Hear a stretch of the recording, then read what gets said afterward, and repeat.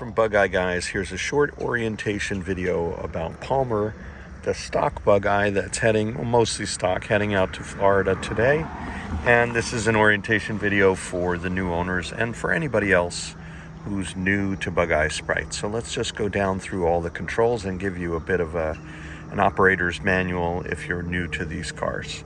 So we have the fuel gauge, of course, and we made a prior video about how inaccurate these can be. You want to verify them with your mileage on the trip odometer, which you reset with this little wheel. There's a knurled ring, a knurled knob here underneath that you push up and twist to reset this, but I want to leave that with 4 miles on this full tank of gas, and that way the new owners can measure how far they've gone on a tank of gas. We have the high beam indicator here and an ignition light here. The ignition light is very faint, and so is you should be able to just see that come on. So is the high beam warning light. The high beams are accessed by the dip switch down here. So some of them are brighter than others. Some of them are missing the blue lens here. It's on now and then it's off. It's easier to see in the dark, but that's key to understanding your high beams. And of course, headlights, number one question we get, how do I turn on the lights? Side lights are here, headlights are here. So that's the lighting control, and then the dip switch on the floor here for the high beams. This is the choke, and this is a upgraded setup that we install and sell in our parts catalog. It's a T-handle choke, it's easier to pull and it locks. So the choke is also another, probably the second most asked about item after the headlights. The choke is critical because it has two phases. One is high idle up to there. The second is enrichening up to there. So phase one is high idle only. Phase two is enrichening. And that's maximum enrichening now. It's about 1 inch out. And maximum high idle is right there. And that's about a ½ inch out. Many people try to start the car when it's cold by only pulling the high idle portion, and that doesn't enrich in the mixture and make it easier to start. All it does is raise your idle like a hand throttle. So if it's cold, you'll need to pull it all the way out. You don't want to pull it any further than that because you'll break it, but you just want to get the feel. There's more resistance there, and then that's where the richening happens. People have a lot of trouble with chokes because we live in a fuel-injected universe now. Everything's computer managed, but this is how you manage the mixture on a cold day. In Florida, you probably will never need the choke, even at 70 degrees. You can go to start the car without the choke, and if it doesn't fire, you can add choke from there. To start the car, it's one click of the key. You don't want to try and twist this further because you can break the ignition switch. So it's either off or on, that's all you get. Neutral, and I pull this,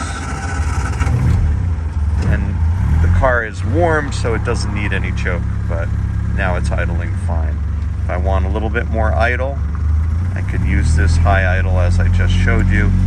That's more idle than you'd need. If I want less idle, I can back it in a little bit, but ultimately I want this off.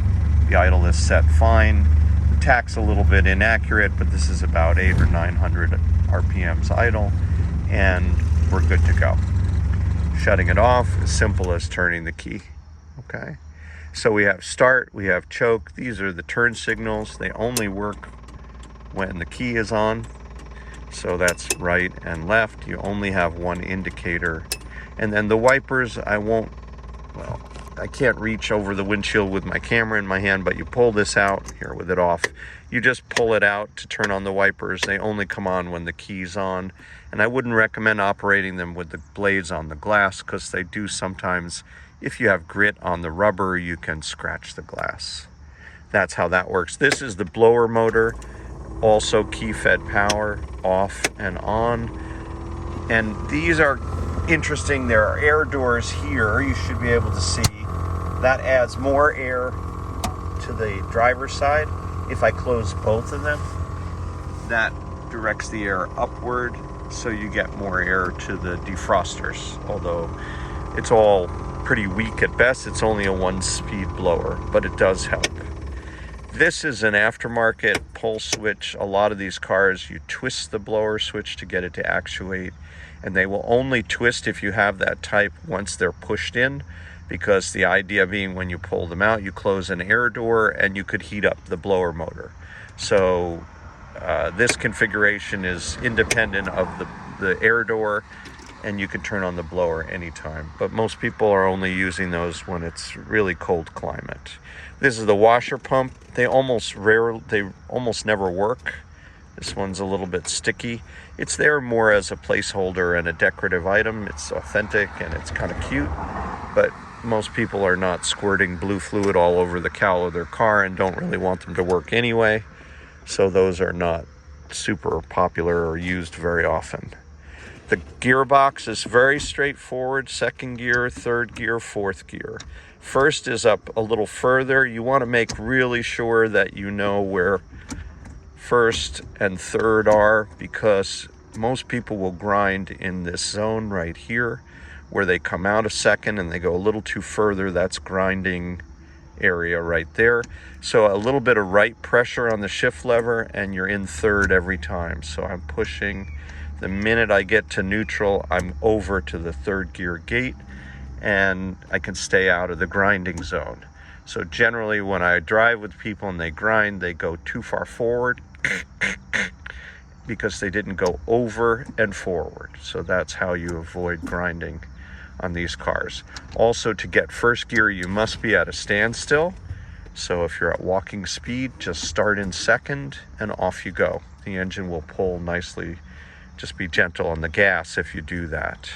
If you need to, you're on a hill, you can hit the brake, go into first. Or if you're in neutral, be on the brake, go into second, use the synchronizer, and then go into first, which has no synchro on these cars.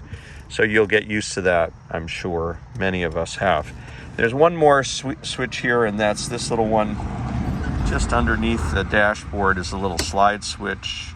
And what that does is it turns on and off they're somewhat meager, but there are lights in all four of these gauges.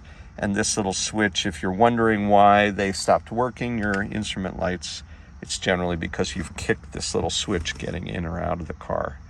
The horn is here. The e-brake is straightforward. And that is as basic as it gets. The basic Bugeye Sprite controls. Have fun with your car, everyone. Thank you for watching from Bugeye Guys.